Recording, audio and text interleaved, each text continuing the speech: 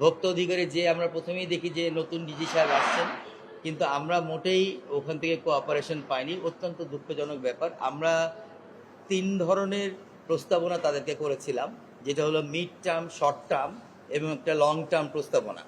যে short term যেই উদ্যোগগুলো নিলে খুব সহজেই এই খাদ্যদ্রব্যের দাম কিছুটা হলেও কমতে পারে, সেই ব্যাপারে আমাদের একটা প্রস্তাবনা ছিল। কিন্তু তারা যেটা জানাচ্ছে যে তাদের কাছে তাদের ম্যান পাওয়ার অ্যাকচুয়ালি পারফেক্টলি নাই, খুবই অপ্রতুল।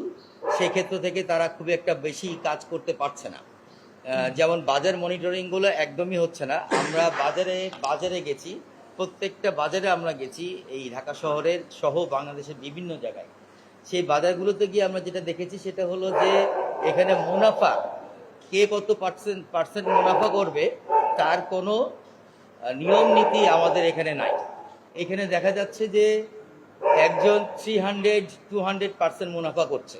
যেমন যদি আমি একটা ডিমের প্রসঙ্গ নিয়ে বলি, ডিমে একটা পাইকারি বাজারে যে লোকটা বাজারে বিক্রি করছে, সে 10 পয়সা তার একটা ডিমে লাভ করা উচিত, কিন্তু সে সেখানে মিনিমাম 50 পয়সা লাভ করছে।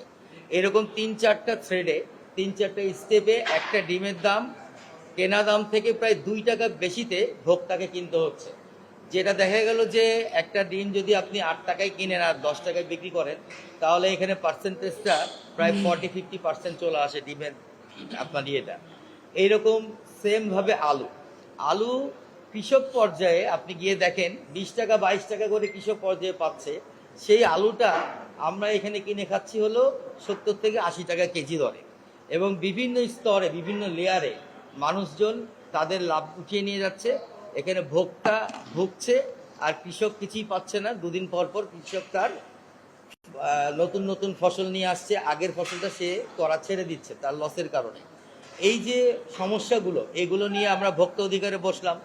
ভোক্তা অধিকারে আমরা বললাম যে এই যে বাজারে একজন মানুষ একটা ডিম বিক্রেতা মিনিমাম 20,000 ডিম বেচে পার ডে, তার আমরা দেখলাম মান্থলি ইনকাম হচ্ছে 3 লক্ষ টাকা, ইয়ারলি ইনকাম হচ্ছে 36 লক্ষ টাকা। অথচ তার নাই কোনো ট্রেড লাইসেন্স, তার নাই কোনো ট্যাক্স রেজিস্ট্রেশন, সে দিচ্ছে না কোনো ভ্যাট। ফলে আমাদের গভর্নমেন্টে বিভিন্ন জায়গা থেকে আমরা বঞ্চিত হচ্ছি। আমরা যখন বললাম যে এই জিনিসগুলো করিয়ে দিতে আমরা আগ্রহী, দরকার হলে আমরা যে প্রতিষ্ঠান এই জিনিসগুলো করিয়ে দেয় এবং তাদেরকে এই ট্যাক্স, ভ্যাট এবং ট্রেড লাইসেন্সের আওতায় নিয়ে আসা হোক, তখন ভোক্তা অধিকার আমাদেরকে বলল, দেখুন এটা আমাদের কাজ না, এটা আরেকজনের কাজ। আমরা টিসিবিতে গেলাম। আমরা টিসিবিতে যাওয়ার আগে আমরা টিসিবির মার্কেট পরিদর্শন করেছি। টিসিবিতে যে পরিমাণ, আমি একদম স্পষ্টভাবে বলতে চাই, টিসিবিতে যে পরিমাণ লাইসেন্স দেয়া আছে বিভিন্ন জায়গায় করার জন্য, এই মোবিলাইজিং যেভাবে করছে তারা, এক্স্যাক্টলি আমরা যদি যাই এই ধরনের কোনো উদ্যোগ আমরা রাস্তায় বা মাঠে ঘাটে দেখতেই পাই না। যেমন আমি একটা জায়গায় গেলাম, ওখানে গিয়ে বললাম আজকে এখানে টিসিবির সবজি কোথায় বিক্রি হচ্ছে, তো ওরা বললো যে স্যার আজকে এখানে কেউ সবজি নিয়ে বিক্রি করতে আসেই নাই। আমি তখন ভোক্তা অধিকারে একটা ফোন দিলাম, ভোক্তা অধিকারের ম্যাজিস্ট্রেটকে। ম্যাজিস্ট্রেট সাহেব বলে এটা আমার আসলে কাজ না, টিসিবিকে দেখা এটা আমার কাজ না। আমি যেটা বুঝি, ভোক্তা অধিকার সে টিসিবিও দেখবে, সে বাণিজ্য মন্ত্রণালয়ও দেখবে, সে বাজারও দেখবে। কারণ হচ্ছে ভোক্তা অধিকার হলো আমাদের পক্ষে, ভোক্তার পক্ষে। ভোক্তা যে জায়গা থেকে ঠকবে বা যে জায়গাতে সমস্যা ফিল করবে, ভোক্তা অধিকার সেই সকল জায়গাগুলো দেখবে। তো উনি এক বাক্যে বলে দিলেন। এখন আমি আর জানি না যে এরপরে আমি আমার অভিযোগটা কোথায় জানাবো। অথচ ওই টিসিবির যে লাইসেন্সকৃত যে ভদ্রলোক ছিলেন, সে কিন্তু সেদিনের সবজি টবজি সব নিয়ে গেছে। টিসিবির এইসব লাইসেন্সকৃত লোকজন আগের বহু পুরনো এবং হলো এরা আওয়ামী লীগ আমলের একদম চিহ্নিত আওয়ামী লীগ করা লোকজন। তারা ইচ্ছাকৃতভাবে এখন পর্যন্ত কোথাও ঠিক মতো মাল বিক্রি করে না। যা মাল পায় তার 50% বিক্রি করে, 50% নিজেদের অতিরিক্ত মুনাফায় নিজেরা বিক্রি করে দিচ্ছে, যার ফলে কোনো উদ্যোগ আমাদের সঠিক হচ্ছে না। টিসিবির কথা বলছি আমি। আর এরপরে আমাদের অন্যান্য যে প্রতিষ্ঠানগুলো আছে, যেমন আমাদেরকে বলা হলো যে আমরা বাজার মনিটরিং আমরা জনগণের পক্ষ থেকে করতে চাই এবং জনগণকে নিয়ে করতে চাই। আমরা এই কারণে প্রায় 1 থেকে 2 হাজার ম্যান পাওয়ার আমাদের জন্য রেডি করেছিলাম, ছাত্র এবং জনতার সমন্বয়ে, যারা বিনা পারিশ্রমিকে বাজার মনিটরিং করতে আগ্রহী। বাট এটার জন্য আমাদের প্রশাসনিক হেল্প লাগবে, এটার জন্য আমাদের ভোক্তা অধিকারের হেল্প লাগবে, বাণিজ্য মন্ত্রণালয়ের হেল্প লাগবে।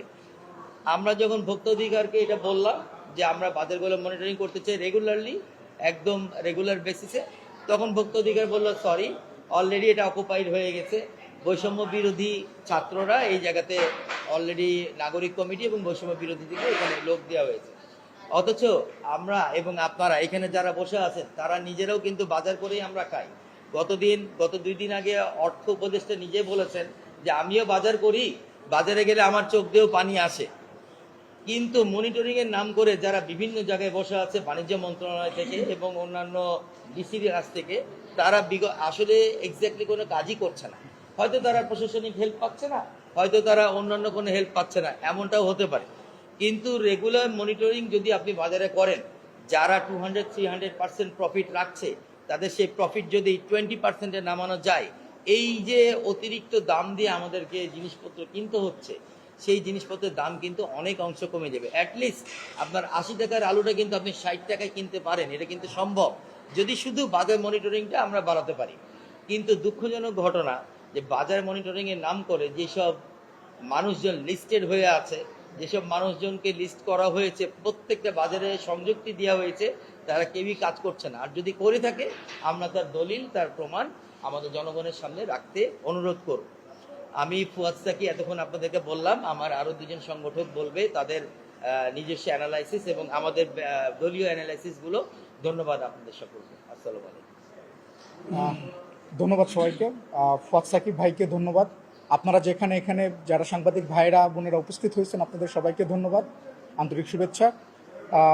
আমাদের আসলেই বাংলাদেশের এখন যে প্রেক্ষাপট, মানুষকে আসলে বেঁচে থাকতে হলে খাবার খেতে হবে এবং খাবার খাওয়ার জন্য তাকে বাজারে যেতে হবে, তাকে ইনকাম করতে হবে। এখন ইনকামের উপর মানুষ তার খাবারের চাহিদাটা পূরণ করে, সে কতটুকু প্রোটিন খাবে, সে কতটুকু শর্করা খাবে, মানে আনুষঙ্গিক তার বডির জন্য কোন কোন খাবারগুলো, কি ধরনের খাবারগুলো তার শরীরে কার্যকর হবে। এখন আমরা আসলে বাজারের দিকে লক্ষ্য করলে ফুয়াদ সাকিব ভাই যে বিষয়গুলো বলে গেছেন, এই কাজগুলো আমরা দীর্ঘদিন যাবৎ বাজারকে ছাত্র জনতায় 5ই আগস্টের পর থেকে আমরা এটাকে নিয়ন্ত্রণে নেওয়ার জন্য, বাজারকে সুসংগঠিত করার জন্য আমরা বহুদিন যাবৎ চেষ্টা করছি, কিন্তু এটা আমরা প্রশাসন এবং গভর্নমেন্ট থেকে আমরা এটা কোনো ধরনের সহযোগিতা পাচ্ছি না। সেজন্য মূলত আমাদের এই ধরনের সমস্যাগুলো হচ্ছে এবং বাংলাদেশের 18 কোটি জনগণের এই সমস্যাগুলো হচ্ছে। আর এদিকে আমরা যদি বলতে চাই যে আমরা টিসিবি এবং বাণিজ্য মন্ত্রণালয় এই দুইটা একই সঙ্গে সম্পর্কিত, খাদ্য অধিদপ্তর এবং খাদ্য মন্ত্রণালয় এই দুইটা একই সঙ্গে সম্পর্কিত, কিন্তু এখানে আসলে সব থেকে ভোক্তারা হচ্ছে এটার সঙ্গে সংযোগ, 18 কোটি ভোক্তা এটার সঙ্গে সংযোগ, এবং যারা কর্মকর্তা থেকে বাজার করতে হচ্ছে তাদের বাসায় আসলে কেউ বাজার দিয়ে আসতেছে না। আমরা ঢাকায় যে টিসিবির যে পণ্যগুলো ঢাকায় দেওয়া হচ্ছে, যে যে চাল পাবে, উনি চালের ব্যাপারটা ওনারা খাদ্য অধিদপ্তরের সঙ্গে সমন্বয় করে প্রতি মাসে ওনারা 4200 টন চাল টিসিবিকে খাদ্য অধিদপ্তর দিচ্ছে এবং সেটা মিলিত করে তারা তেল, মুসুরির ডাল, চিনি, সেই সঙ্গে চাল তারা দিচ্ছে। এই যে তারা চালগুলো ওএমএস যে ডিলার আছে তেজগাঁ সিএসডিতে, যে ওএমএস যে খাদ্য গুদাম আছে, সেখান থেকে যখন মালগুলো সাপ্লাই হয়, বিশেষ করে চাল এবং খোলা আটা এবং প্যাকেট আটা দুটোই দেওয়া হয়। যখন চাল এবং খোলা প্যাকেট আটাটা যখন দেওয়া হয় ওই ওএমএস সিএসডি থেকে, তখন সেখান থেকে ওজনে কম যাচ্ছে। টিসিবি থেকে অভিযোগ আছে যে খাদ্য অধিদপ্তরের যে ওএমএস ডিলারের যে গুদামজাত আছে তেজগাঁতে সিএসডি, সেখান থেকে তারা খাবারের ওজন কম দিচ্ছে। এমন হচ্ছে যে একটা ট্রাকে 100 বস্তা আটা যাবে, সেখান থেকে অনায়াসে যখন টিসিবির কাছে পৌঁছায়, চাল যখন পৌঁছায়, তখন সেখান থেকে 2 বস্তা বা 3 বস্তা গায়েব হয়ে যাচ্ছে। বা যে বস্তাগুলো তারা হুক মেরে দিচ্ছে বস্তাগুলো, সেটার কারণে চালের পরিমাণ ওজনে কম যাচ্ছে এবং সেক্ষেত্রে ভোক্তারা পরিমাণে কম পাচ্ছে। কারণ একটা বস্তা চালে যদি 40 কেজি থাকে, ভোক্তা সেখানে যদি তারা 5 কেজি করে পাবে 8 জন, কিন্তু সেখানে দেখা গেছে 7 জন পাচ্ছে বা 6.5 জন পাচ্ছে। প্রতিটা বস্তায় চালের ওজন কম যাচ্ছে, আটার ওজন কম যাচ্ছে। এটা টিসিবি থেকে খাদ্য অধিদপ্তরের প্রতি অভিযোগ এবং এটা আমাদেরও অভিযোগ। এবং আমরা বলতে চাই যে টিসিবি থেকে আসলে গোটা বাংলাদেশে 1700+ ডিলারশিপ দেওয়া হয়। এই ডিলারশিপগুলো ম্যাক্সিমাম বিক্রি করে দেওয়া হয়। এক একটা ডিলারশিপ 2 লক্ষ থেকে 4 লক্ষ টাকা পর্যন্ত ডিলারশিপগুলো বিক্রি করা হয়।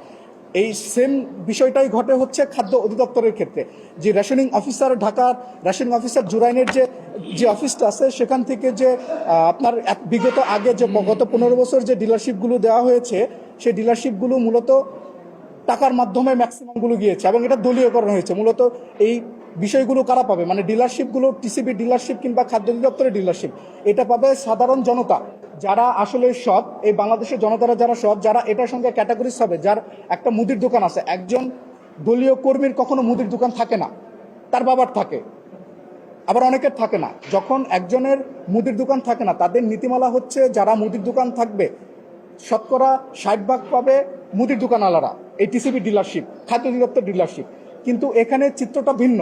এখানে চিত্রটা আসছে যে এখানে দলীয়করণ করা, যে গোটা বাংলাদেশে যখন টিসিবি ডিলারশিপ 1700+, এখান থেকে ম্যাক্সিমাম ডিলারশিপগুলো দলীয়করণভাবে তারা টাকা দিয়ে, ক্ষমতা দিয়ে, এমপি দিয়ে, কমিশনার দিয়ে তারা এই বিষয়গুলো নিয়েছে। এবং খাদ্য অধিদপ্তরের ঢাকায় ডিলারশিপ হচ্ছে 408টা। এই যে ঢাকায়, এটা খুব স্পর্শকাতর। খাদ্য অধিদপ্তরের যে ডিলারশিপগুলো দেওয়া হয়েছে গত 15 বছরে, যে ডিলাররা যারা মার্কেটে মানুষকে দিয়েছে খাদ্য, তারা নেওয়ার পরে এটাতে প্রচুর পরিমাণে বিচ্যুতি হয়েছে এবং তারা এটা সঠিকভাবে বন্টন করতে পারেনি। 2 সপ্তাহ আগে কামরাঙ্গীরচর 56 নং ওয়ার্ডে একটা ঘটনা ঘটেছে। সেটা হচ্ছে ওইখানে যখন টিসিবির ট্রাক দেওয়া হয়েছে, 2.5 টনের একটা ট্রাক টিসিবির ওইখানে মালামাল দেওয়া হয়েছে 56 নং ওয়ার্ডে, সেই ট্রাক বিএনপির লোকজন লুট করে নিয়েছে এবং সেটার কোনো হদিশ তারা পাচ্ছে না। আমরা কাউকে দোষারোপ করছি না, কিন্তু এটা যে অর্গানাইজড হইতে হবে, মানে আপনি কাকে দিচ্ছেন, ডিলারশিপ নিয়োগ করার ক্ষেত্রে যে জবাবদিহি থাকতে হবে, সেই জবাবদিহিগুলো না টিসিবি না খাদ্য অধিদপ্তর, তারা কেউ এই বিষয়গুলোকে গুরুত্বপূর্ণ মনে করেন না। এই গুরুত্বপূর্ণ মনে না করার কারণে তারা কর্মকর্তা থেকে শুরু করে রুট লেভেলে যারা আছে, তারা প্রত্যেকেই এই সিন্ডিকেটের সঙ্গে সংযুক্ত। আমার কাছে খাদ্য অধিদপ্তরের ঢাকার যে ডিলার, 408 জন ডিলার আছে, সেই ডিলারের তাদের ওয়ার্ড নাম্বার, মোবাইল নাম্বার সহ আমার কাছে লিস্ট আছে। এখানে এই লিস্ট প্রায় বিগত 8 থেকে 10 বছর চলেছে, এই লিস্ট 408 জনের। কিন্তু তারা নীতিমালা আসলে খাদ্য অধিদপ্তর থেকে যে ধরনের নীতিমালা করে দেয়, এই নীতিমালাগুলো তারা আসলে তাদের মানে ডিলারদের কিভাবে উপকার হবে সেভাবে তারা করে দেয়। সাধারণ মানুষ মানে হাত বদল হওয়ার কারণে যেটা হবে যে সাধারণ মানুষ স্বস্তি পাবে, একজন বেশি দিন তার খারাপ কাজগুলো করতে পারবে না। একজন ডিলার যখন তাকে মাল দেওয়া হয় 2 টন থেকে 5 টন পর্যন্ত, যে যার দোকান নেই তাকে দেওয়া হয় 2 টন, যার মুদির দোকান আছে তাকে দেওয়া হয় 3 থেকে 5 টন। এখন যার দোকান আছে সে এই জিনিসগুলো, মানে যে চালের বস্তাগুলো, চাল 30 টাকা কেজি, এই 30 টাকা কেজি চাল যখন ভোক্তাকে দেওয়া হচ্ছে, কিন্তু খোলা বাজারে এই চাল বিক্রি হচ্ছে 40 টাকা 45 টাকা কেজিতে। সেটা কিভাবে আসলে হচ্ছে, এই বিষয়গুলো আমরা নিজেরাও তদন্ত করেছি, আমরা নিজেরাও এটার সঙ্গে থেকেছি, আমরা দেখেছি যে আসলে এই বিষয়গুলো কিভাবে ঘটে। আমরা আপনাদের বলবো, আপনারা এই বিষয়গুলো আমার থেকে, আপনারা এই ডিলারশিপদের লিস্ট আপনারা নিতে পারেন, যে ঢাকা ডিলারশিপ কারা বহন করতেছে, কারা এটার সংযোজন করতেছে। আপনারা এই জায়গাটায় কথা বলতে পারেন, আপনারা এই জায়গাটা নিয়ে কাজ করতে পারেন। এতে ঢাকার যে ভোক্তা আছে, যারা দরিদ্র আছে, দরিদ্র সীমার নিচেও যারা আছে, তারাই মূলত হচ্ছে এই পণ্যগুলো পাবে। কিন্তু তারা আসলে এই পণ্যগুলো ঠিক মতো পাচ্ছে না, ওজনে পাচ্ছে না।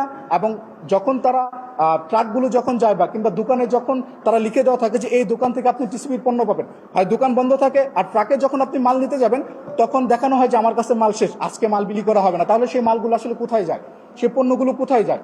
আমরা সরজমিনে দেখেছি আসলে এরকম যে একটা 2 টনের ট্রাকের মাল মানে শেষ করতে মিনিমাম 4 থেকে 6 ঘন্টা লাগে, সেখানে তারা 2.5 থেকে 3 ঘন্টা কাজ করে তারা ট্রাক নোদা হয়ে যায়। তারা বলে যে আপনারা 100 গজ দূরে আসেন, এখানে ভিড় হচ্ছে, আমরা 100 গজ দূরে নিয়ে যাব ট্রাক, সেখানে আসেন, এই কথা বলে তারা ট্রাক নিয়ে চলে যায়। এরকম আমি অনেকগুলো ঘটনা দেখেছি। আমি এটা নিয়ে লাস্ট 3 মাস যাবৎ কাজ করতেছি। এই 3 মাস যাবৎ কাজ করতে গিয়ে টিসিবি মানে বাণিজ্য মন্ত্রণালয় এবং খাদ্য মন্ত্রণালয়, এই দুইটা মন্ত্রণালয় নিয়ে যখন কাজ করতেছে এবং তাদের রুট লেভেলে যেসব অফিসগুলো আছে, সেখানে যখন আমি যাচ্ছি তখন বিষয়গুলো দেখতেছি আসলে সবই আসলে এক ধরনের মানে ধোঁয়াশা, বায়বীয় অবস্থা কেন এবং ধোঁয়াশা কেন?